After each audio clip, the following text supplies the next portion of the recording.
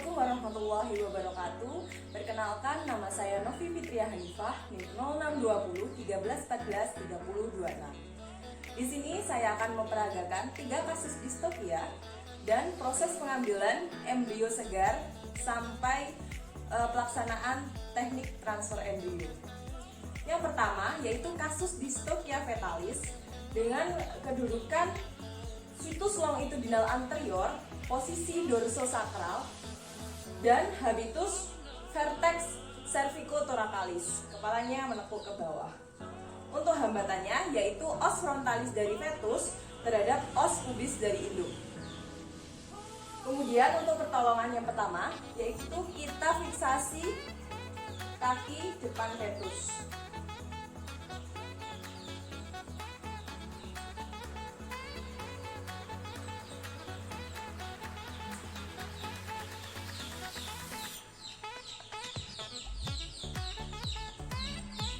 Setelah kita fiksasi kaki depan fetus, maka kita lakukan retropulsi pada os frontalis dari fetus.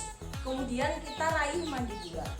Kita tarik mandibula ke arah caudodorsal. Kemudian kita masukkan ke arah pelvis inlet. Jika sudah, maka fetus dapat ditarik.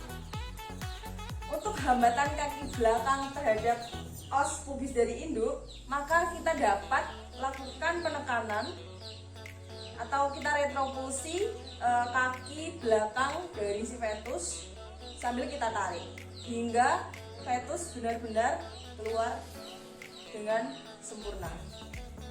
Kasus distopia yang kedua yaitu kasus distopia fetalis dengan kedudukan situs longitudinal anterior, posisi dorsopubis, dan habitusnya normal. Untuk hambatannya yaitu tulang belakang, kemudian juga pinggul dan bahu, serta prosesus spinosus dari fetus terhadap os pubis dari induk. Kemudian untuk pertolongannya yaitu kita dapat melakukan diagnosa kepada fetus apakah fetus masih hidup atau sudah mati. Jika sudah, maka kita lakukan fiksasi pada kaki depan fetus.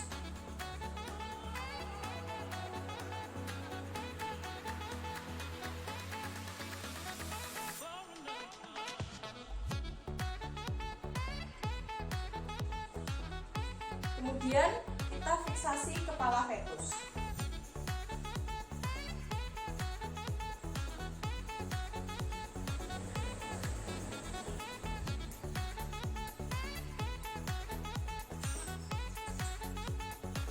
Jika sudah, jadikan tangan sebagai jembatan di depan pubis dari induk untuk menyangga fetus.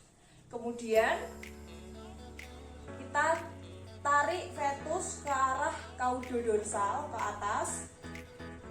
Setelah itu selanjutnya ada hambatan kaki belakang terhadap os sakrum dari induk. Maka kita dapat lakukan penekanan kaki belakang fetus sambil kita tarik ke caudodorsal hingga fetus benar-benar keluar.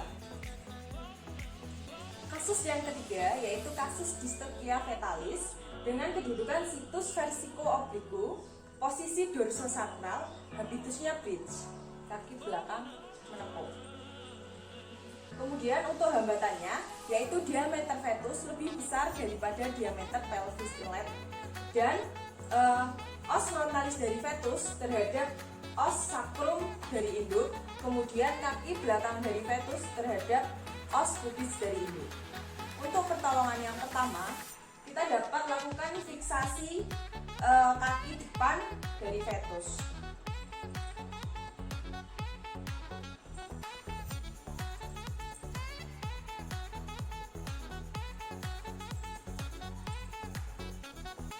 Setelah itu, kita lakukan fiksasi pada kepala fetus.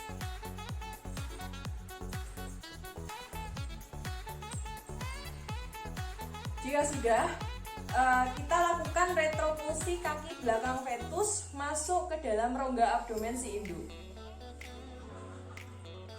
Jika kaki belakang si fetus sudah masuk ke dalam rongga abdomen induk dan kedudukan dari si fetus sudah normal, maka kita dapat lakukan diagnosa hidup atau mati terhadap fetus.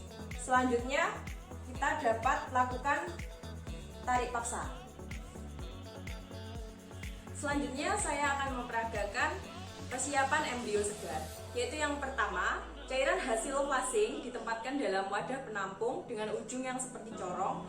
Kita biarkan selama 30 menit. Setelah itu, kita hubungkan wadah penampung dengan ujung yang seperti corong ini dengan selang silikon yang ujungnya kita klep. Setelah itu, siapkan cawan Petri yang luarnya kita beri tanda kotak-kotak. Cawan Petri ini berukuran 100 x 15 mm. Kemudian kita buka klemnya sebentar. Kita tuangkan cairan yang ada di bawah pada cawan Petri. Setelah itu, tambahkan media baru pada cawan Petri hingga ketebalan 2-3 mm. Setelah itu kita putar cawan Petri agar homogen. Temukan embrio dan pindahkan embrio pada cawan Petri yang kedua dengan media yang baru menggunakan pipet mikrometer atau kanula.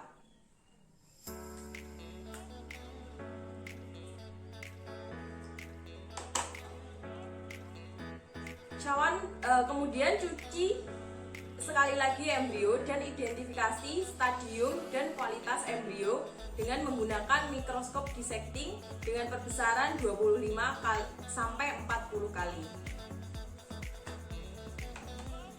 Setelah kita menemukan embrio dengan stadium compacted morula atau blastophyte, maka embrio ini layak untuk ditransferkan ke sapi resipien. Kemudian embrio kita masukkan pada plastik sheet putih yang berwarna putih bening dengan urutan media udara media, kemudian media udara embrio. Straw ini lalu kita masukkan dalam TE gun dan siap kita lakukan pentransferan embrio pada sapi resipien. Selanjutnya saya akan memperagakan teknik transfer embrio, yaitu yang pertama kita masukkan betina dalam kandang penjepit, kemudian gunakan glove. Untuk eksplorasi rektal kita bersihkan feses, kemudian kita raba ovarium manakah yang terdapat corpus luteum, yang mana nanti embrio akan ditembakkan pada salah satu cornua uteri ipsilateral yang terdapat corpus luteum. Selanjutnya kita lepas glove plastik ini dan kita buang. Setelah itu fiksasi ekor, kita bersihkan sisa-sisa feses yang terdapat pada rektum, pada vulva. Kemudian kita cuci dengan air, kita beri sabun, dan terakhir kita beri desinfektan. Setelah itu, tangan operator menggunakan glove plastik yang baru. Yang satunya masuk ke dalam rektum, yang satunya memasang cervix dilatator agar cervix terbuka. Setelah itu,